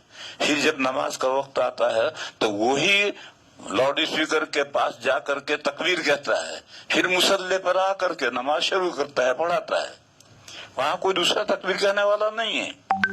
مگر ہمارے ایسا دماغوں میں بیٹھا ہے کہ تکبیر کہنے والا دوسرا ہونا چاہیے، دوسرا نہیں۔ اگر پیچھے کوئی مرد نہیں ہے تو جو مرد امام بن رہا، شوہر امام بن رہا، وہی تکبیر کہے۔ لیکن اگر عورت تکبیر کہے تو عورت بھی کہہ سکتی ہے۔ مرد حافظ ہے، وہ قرآن پڑھ رہا ہے، اور عورت بھی حافظہ ہے تو وہ اگر غلطی کرے تو لقمہ دے سکتی ہے، اس سے نماز نہیں ٹوٹتی۔ اور وہ جو فقہ میں ہے کہ صوت المرأۃ عورت، اس کا عورت کی آواز بھی سطر ہے، ننگاپا ہے، اس کا تعلق معاشرے کے ساتھ ہے کہ گھر میں عورت ہے، کسی نے دروازہ کھٹکھٹایا تو عورت گھر میں سے اس سے باتیں نہ کرے، کراری آواز میں کہہ دے میاں صاحب گھر میں نہیں ہے۔ یہ جو عورتوں کا اجنبیوں کے ساتھ رسیلی آواز میں گفتگو کرنا ہے، اس کے ساتھ اس مسئلے کا تعلق ہے۔ صوت المرأۃ عورت، عورت کی آواز بھی عورت ہے۔ نماز میں اگر عورت لقمہ دے گی تو عورت کی نماز نہیں ٹوٹے گی، مرد لقمہ دے گا تو نماز نہیں ٹوٹے گی، اور وہ تکبیر کہے گی تو اس سے کوئی آسمان ٹوٹ نہیں پڑے گا۔ باقی اس کو کہنی نہیں چاہیے، امام مرد ہے وہ مرد ہی تکبیر کہے۔ اس کے بعد ہے جو حدیث شدید درجہ کی ضعیف ہو، جو حدیث شدید درجہ کی ضعیف ہو وہ فضائل میں چل سکتی یا نہیں چل سکتی۔ ضعیف حدیث فضائل میں معتبر ہے، ضعیف حدیث فضائل میں معتبر ہے، لیکن جو حدیث شدید ضعیف ہے یعنی تقریباً موضوع جیسی ہے، ایک تو ہے 100% موضوع گھڑی ہوئی حدیث ہے، اور ایک ہے کہ وہ شدید ضعیف ہے تو وہ بھی گویا یہ سمجھو کہ وہ موضوع جیسی ہے، وہ فضائل میں بھی نہیں چلے گی، فضائل میں ضعیف حدیث چلے گی۔ ضعیف حدیث جو ہے وہ تو فضائل اعمال میں ضعیف حدیث چلتی ہے، شدید ضعیف حدیث نہیں چلتی۔ اس کے بعد سوال ہے اگر تراویح کی پہلی 4 رکعت میں 15واں پارہ پڑھا، پھر باقی 16 رکعت میں 13واں 14واں پارہ پڑھا تو کیا تراویح درست ہو جائے گی؟ بالکل درست ہو جائے گی۔ اس مسئلے کو چھوڑو، تم یوں سمجھو کہ امام صاحب نے پہلی رکعت میں قل هو اللہ پڑھا اور دوسری رکعت میں تبت یدا پڑھا تو نماز ہو جائے گی۔ اور پڑھنا نہیں چاہیے، پڑھنا پہلی رکعت میں تبت یدا پڑھو، پھر دوسری میں قل هو اللہ پڑھو، یعنی اترتا قرآن پڑھو، اور یہ اترتا قرآن پڑھنا واجب ہے، مگر یہ قرات کا واجب ہے، نماز کا واجب نہیں۔ لہذا اگر کوئی سرا پڑھے تو نماز ہو جائے گی، نماز کا کوئی واجب فوت نہیں ہوا۔ سبب اور مسبب کسے کہتے ہیں؟ سبب کے معنی ہے ذریعہ، جیسے کنواں ہے، کنویں میں پانی تک پہنچنے کا ذریعہ رسی اور ڈول ہے، اس کے ذریعے سے ہم پہنچتے ہیں، تو یہ رسی اور ڈول سبب ہے اور پانی مسبب ہے۔ اسی طرح سے ہم کھانا کھاتے ہیں، روٹی سالن کھاتے ہیں، پانی پیتے ہیں تو شکم سیر ہوتے ہیں، تو یہ پیٹ بھر گیا، سیر ہو گئے، یہ سیر ہونا مسبب ہے، اور اس کا سبب ہے روٹی سالن اور پانی، یہ اس کا سبب ہے۔ قرآن کریم میں آگے جا کر کے آئے گا، فرعون نے اپنے حامان سے کہا کہ تو یہ پجاوا پکا، اور پکی اینٹیں پکا کر کے ایک اونچا محل بنا، میں اس محل پر چڑھ کر کے آسمان کی راہوں سے پار لوں گا۔ ابلغ الاسباب، تو ایسا محل بنا کہ میں اس پہ چڑھ کر کے اسباب پالوں، اسباب السماوات، آسمانوں کی راہیں پالوں، یعنی وہاں اتنا محل بنا کہ میں اس پر چڑھ کر کے آسمان پر چڑھ جاؤں، اور پھر جا کر کے اللہ میں سے پوچھ آؤں کہ انہوں نے موسیٰ کو پیغمبر بنایا یا نہیں بنایا۔ اچھا، پھر یہ جو اسباب ہیں، روٹی سالن سے پیٹ بھر جاتا ہے، پانی سے سیراب ہو جاتے ہیں، یہ جتنے اسباب ہیں یہ کس نے اسباب بنایا؟ نہیں، ان روٹی کے اندر تو یہ تاثیر نہیں ہے۔ اگر روٹی میں یہ تاثیر ہے تو جس کو استسقاء کی بیماری ہے وہ پانی پیتے پیتے پیٹ پھٹ جاتا ہے، کھاتے کھاتے پیٹ پھٹ جاتا ہے، پیٹ نہیں بھرتا، یہ تو اللہ نے ان میں یہ سبب کے اندر یہ تاثیر رکھی ہے۔ تو اللہ ہے مسبب الاسباب، اسباب کو اسباب بنانے والے اللہ ہیں، اللہ کے علاوہ کوئی کسی سبب کو سبب بنانے والا نہیں ہے، تمام اسباب کو اللہ نے اسباب بنایا ہے، اور یہ اسباب جو ہیں مسببات تک لے جانے کا ذریعہ اللہ نے بنایا ہے، تو ان اسباب سے ہم مسببات تک پہنچتے ہیں۔ قادر مطلق کے کیا معنی ہیں؟ مطلق کے معنی کامل، قادر مطلق یعنی کامل قادر، ایسا قادر کہ جس سے اوپر کوئی قادر نہیں ہے، آخری سرا ہے قدرت کا، ورنہ قدرت تو نیچے ہوتی کہ ایک قادر ہے، اس سے اوپر والا قادر ہے، اس سے اوپر والا قادر ہے، یہاں تک کہ آخری سرا اللہ ہے، اللہ قادر ہے، اللہ کے اوپر کوئی قدرت نہیں ہے۔ تو قادر لفظ مطلق کے معنی کامل، قادر مطلق یعنی کامل۔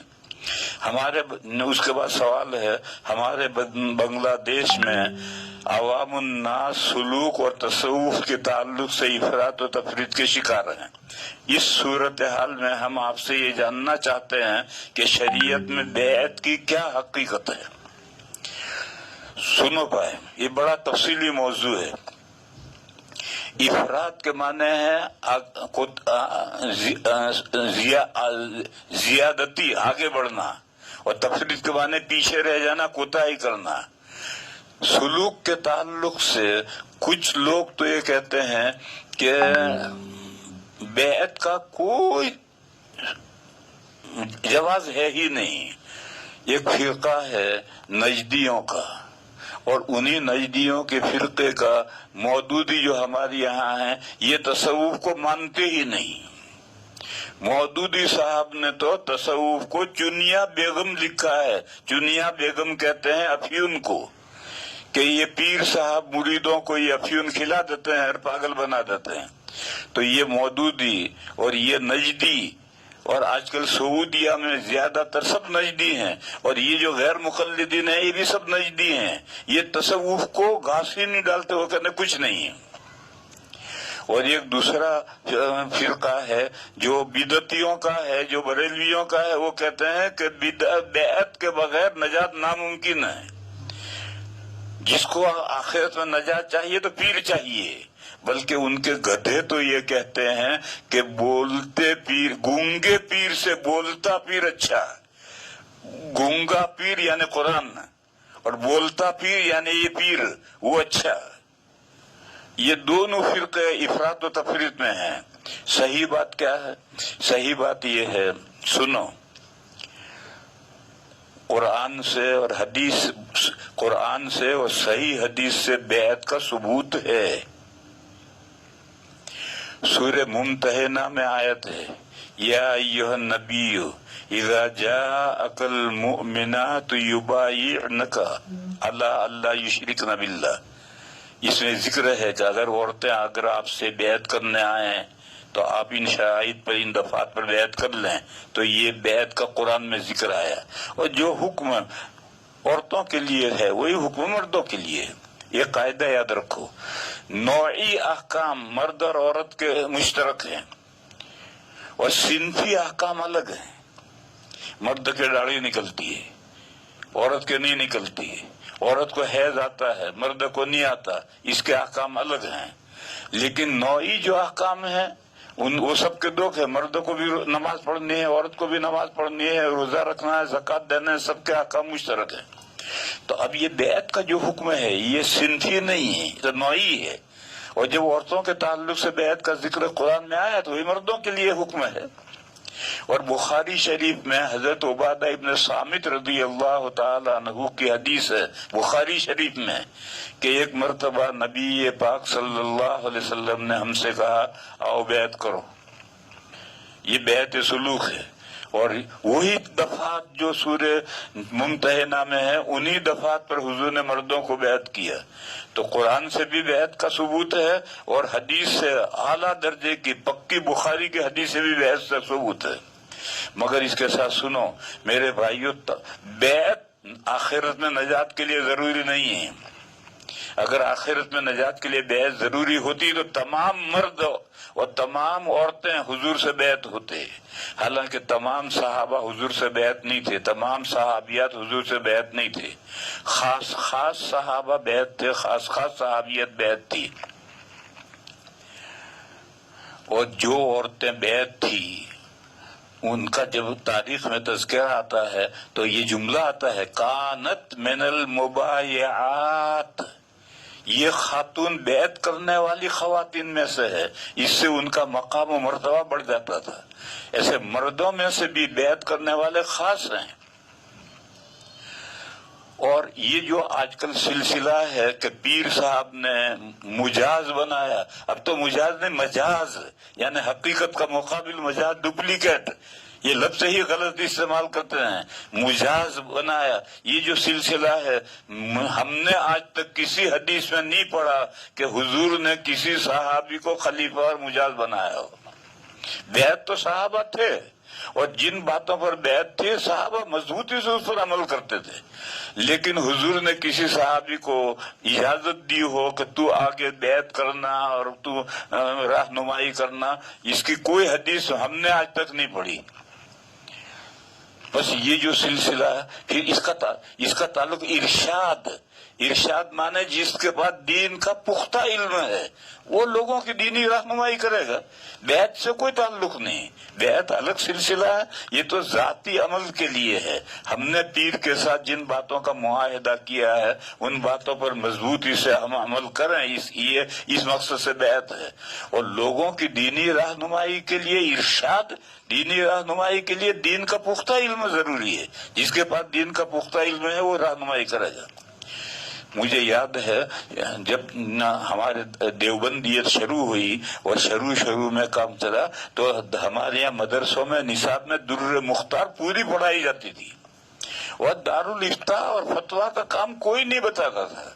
آج دارالافتاء بے شمار دارالافتاء ہیں اور کسی دارالافتاء کے طالب علموں کو پوری فقہ نہیں معلوم. اور پہلے اسی درس نظامی میں در مختار پوری پڑھاتے تھے. اب جس نے در مختار پوری پڑھ لی وہ تو مفتی ہے، وہ دینی رہنمائی کرے گا. اور یہ جو دارالافتاء سے مفتی نکل رہے ہیں جن کو پوری فقہ ہی نہیں جانتے وہ کیا دینی رہنمائی کریں گے اور کیا فتویٰ دیں گے. تو اسی طرح سے میرے بھائیو سمجھو کہ بیعت ذاتی ضرورت کے لیے ہے. اپنے بات میرے اندر کی جو بیماریاں ہیں جس کو میں نہیں سمجھ سکتا ہوں تو وہ پیر کے ذریعے سے اس کی میں اصلاح کروں گا. اور کچھ اعمال پر عمل مضبوطی سے عمل کرنے کے لیے میں پیر کی رہنمائی کروں گا. اور لوگوں کی دینی رہنمائی کرنا اس کا تعلق تو پختہ علم کے ساتھ ہے، اس کے ساتھ ارشاد کا تعلق ہے، بیعت کا اس کے ساتھ تعلق نہیں. لہذا میرے بھائیوں بیعت برحق ہے لیکن خواص کی بیعت، عوام کی نہیں. یہ جو عوام کی بیعت ہے یہ تو بریلویت ہے اور خواص کی جو بیعت ہے یہ دیوبندیت ہے. اور خواص کو بیعت کرو اور بیعت کر کے حضرت شیخ مولانا زکریا صاحب قدس سرہ نے اپنی آپ بیتی میں ایک جگہ لکھا ہے کہ میں نے مولوی منور کٹیہاری کو اور مفتی محمود گنگوہی کو 40 سال رگڑا ہے. لفظ رگڑا لکھا ہے کہ 40 سال رگڑا ہے، اس کے بعد ان کو اجازت دی. تو اب یہ ایسے خواص ہی کو بیعت ہوتے تھے، عوام کو بیعت نہیں کرتے تھے، اور عوام اگر بیعت ہوتے بھی تھے تو ان کی ذات تک ان کو خلیفہ نہیں بنایا جاتا تھا. بہرحال بیعت برحق ہے، اور خواص کی بیعت دیوبندیت ہے، اور عوام کی بیعت یہ بریلویت ہے. ہمارے 4 اکابر ہیں، حضرت نانوتوی، حضرت گنگوہی، حضرت مولانا یعقوب صاحب اور حضرت تھانوی. یہ 4 ہمارے بڑے ہیں، دیوبندیت کے بڑے ہیں. ان میں سے مولانا حضرت نانوتوی اور حضرت مولانا یعقوب صاحب کسی کو بیعت نہیں کرتے تھے. کچھ لوگ بیعت تھے اور ان کا کوئی خلیفہ نہیں ہے، کوئی مجاز نہیں. حضرت تھانوی اور حضرت گنگوہی خواص کو بیعت کرتے تھے اور ان کے خلفاء بھی ہیں. پھر ہمارے حضرت نانوتوی قدس سرہ کے شاگرد ہیں حضرت مولانا عبدالعلی میرٹھی.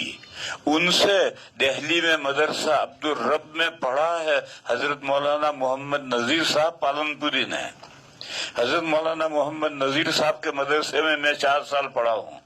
پھر اس کے بعد میں مظاہر میں گیا ہوں. حضرت مولانا محمد نذیر صاحب بھی کسی کو بیعت نہیں کرتے تھے، کسی کا ہدیہ بھی قبول نہیں کرتے تھے. تو کسی نے حضرت سے پوچھا کہ حضرت قرآن و حدیث سے بیعت تو ثابت ہے، آپ کسی سے بیعت کیوں نہیں ہیں اور آپ کسی کو بیعت کیوں نہیں کرتے؟ تو حضرت نے جواب دیا کہ میں مومنوں کو جاہل پیروں کی بیعت میں سے نکال کر لایا ہوں. میں مومنوں کو جاہل پیروں کی بیعت میں سے نکال کے لایا ہوں. اگر میں بیعت کرنے لگوں گا تو لوگ کیا کہیں گے؟ تو بیعت نہیں کرتے تھے. اور یہ بیعت ہوتی کیا ہے؟ ہدیے لینے کے لیے. حضرت ہدیے بھی نہیں لیتے تھے کسی کا. بعض بڈھے تھے وہ سردی میں میتھی باندھ کر لے جاتے تھے تو قبول کر لیتے تھے، استعمال کرتے تھے، باقی اس کے علاوہ کوئی ہدیہ قبول نہیں کرتے تھے. بہرحال یہ سب بیعتیں ہدیے قبول کرنے کے لیے ہیں اور اسی مقصد کے لیے ہیں. اور حضرت نانوتوی اور مولانا یعقوب صاحب یہ دونوں بیعت بالکل نہیں کرتے تھے. بس یہ خواص کی بیعت برحق ہے، اور جس کو بھی بیعت کرو اس سے ہدیہ نہیں لینا. حضرت تھانوی رحمت اللہ علیہ کے یہاں ہدیہ اگر کسی کو دینا ہے تو پہلے درخواست دینی پڑتی تھی اور اجازت لینی پڑتی تھی. جتنی اجازت دے اتنا ہی ہدیہ لا سکتے ہو. بغیر اجازت کے ہدیہ کوئی لاتا تھا تو حضرت رد کر دیتے تھے، کیونکہ ایک طرح ہم خواص کو بیعت کر رہے ہیں. اب وہ جو خاص آدمی ہے جب بھی آتا ہے پیر کے صاحب تو 1000-2000 روپے کا ہدیہ لے کر آتا ہے، تو پھر تو چند مرتبہ ہدیہ قبول کرنے کے بعد پھر خلیفہ بنانا ہی پڑے گا. نہیں بنائیں گے کہاں جائیں گے؟ جت مار کے بنانا پڑے گا. اس لیے میں نے یہ کہا کہ جو افراد و تفریط ہے، بنگلہ دیش میں بہت افراد و تفریط ہے. پیر ہمیں سارے کے سارے پیر ہیں، ان کے یہاں رجسٹر ہیں، رجسٹروں میں مریدوں کے نام ہیں، اور ساتھ میں ایک جلسہ ہوتا ہے اور سارے مرید ہدیے لے کر آتے ہیں. یہ سب بریلویت ہے، یہ دیوبندیت نہیں ہے. اور یہ جو ہمارے یہاں ہندوستان میں رمضان میں اجتماعی اعتکاف شروع ہوئے ہیں اور اس میں ایک بھیڑ اکٹھا ہو جاتی ہے کھانا کھانے کے لیے، بہترین کھانا کھانے کے لیے اکٹھا ہو جاتی ہے. ان میں سے بھی زیادہ تر خانقاہوں میں یہی بریلیت آ گئی ہے، سب میں نہیں. ہمارے بعض اکابر کے یہاں تو ابھی بہت سختی کے ساتھ پابندی کے ساتھ ہوتا ہے، لیکن اکثر اب بعض یہاں تو بس ایک محض رسم ہو گئی ہے. یہ سب بیعت ہیں اور یہ سب اعتکاف. بھئی اعتکاف ہے، سال بھر رہتا ہے، رکھو. پیر صاحب مرید کو سال بھر اپنے پاس رکھیں، رگڑائی کریں. یہ کیا بات ہے کہ رمضان آئے ہدیہ لے کر آئے، رمضان کے بعد خلافت لے کے چلے گئے، لے تو بھی ہدیہ لے جا. اس کے بعد آخری سوال ہے، اگر فرض نماز یا کسی بھی نماز میں جو جماعت کے ساتھ ادا کی جاتی ہو، اگر 2 مصلیوں کے درمیان میں 1 میٹر کا فاصلہ رکھ کر با جماعت نماز ادا کی جائے تو کیا نماز مکروہ ہوگی؟ مجھے نہیں معلوم. ایک تو ہے اپنے اختیار سے اس طرح سے کھڑا رہنا تو نماز مکروہ ہوگی، کیونکہ حدیثوں میں تراسو مل مل کر کھڑے رہو، صفیں سیدھی کرو اور مل مل کے کھڑے رہو، یہ حکم ہے. لہذا اپنے اختیار سے اگر الگ الگ کھڑے رہو گے نماز مکروہ ہوگی. لیکن گورنمنٹ کے قانون کی وجہ سے، کسی مجبوری کی وجہ سے اگر اس طرح ہے تو پھر کراچی میں ایک بڑے عالم ہیں مولانا عبدالرؤف صاحب افغانی، کراچی کی سب سے بڑی مسجد طوبہ، اس کے وہ امام ہیں. جب مفتی تقی صاحب مد ذلہ نے تقریر کی اور یہ کہا کہ اس طریقے پر گورنمنٹ نے نمازیں پڑھنے کی اجازت دی ہے، تو مولانا عبدالرؤف صاحب نے مجھے فون کیا کہ میں کیا کروں، میں امام ہوں. تو میں نے کہا کہ آپ اس میں دخل ہی نہ دیں، آپ مصلی پر پہنچ کر نماز پڑھاتے ہیں. مصلیوں کو جس طرح کھڑا ہونا ہو وہ کھڑے ہوں، اور مصلیوں کو حکومت کے قانون کی پابندی کرنی چاہیے اور اس کی ذمہ داری ان پر ہے. آپ کا کام مصلیوں کو آپ نہ الگ کھڑے ہونے کو کہیں نہ مل کر کھڑے ہونے کو کہیں، آپ تو نماز پڑھا کر چلے آئے ہیں. لہذا مکروہ ہوگی. اس کورونا یہ جو بیماری ہے، اس بیماری کی وجہ سے اس طرح سے کھڑے ہونے سے نماز مکروہ ہوگی یا نہیں ہوگی تو اس کا میں جواب نہیں دے رہا. میں جواب دے رہا ہوں کہ اگر اختیاری معاملہ ہے اور اس طرح سے الگ الگ کھڑے ہو گے تو نماز نہیں ہوگی، نماز مکروہ ہوگی. اور اگر ایسا الگ الگ کھڑے رہتا ہے تو مسجد کے اندر کتنا بھی فصل ہو اقتدا کے لیے مانے نہیں، نماز ہو جائے گی. تو میں نے مولانا عبدالرؤف صاحب کو یہ بتلایا کہ آپ مسئلہ یہ جان لے کہ آپ کی مسجد میں لوگ کیسے کھڑے ہیں، جیسے بھی کھڑے ہیں، مسجد میں فاصلے سے کھڑے ہیں تب بھی ان کی نماز ہو جائے گی. غیر مسجد میں اگر کوئی فاصلے سے کھڑا ہے تو وہاں پھر مسئلے ہیں کہ کتنے فاصلے سے نماز ہوگی، کتنے فاصلے سے نہیں ہوگی. لیکن مسجد میں فصل مانے نہیں ہے. لہذا مسجد میں اگر لوگ اس طرح سے فصل کے ساتھ کھڑے ہوتے ہیں تو وہ جانے نماز مکروہ ہوگی یا نہیں ہوگی. یہ مودی صاحب سے پوچھو کہ نماز مکروہ ہوگی یا نہیں ہوگی، مجھ سے مت پوچھو.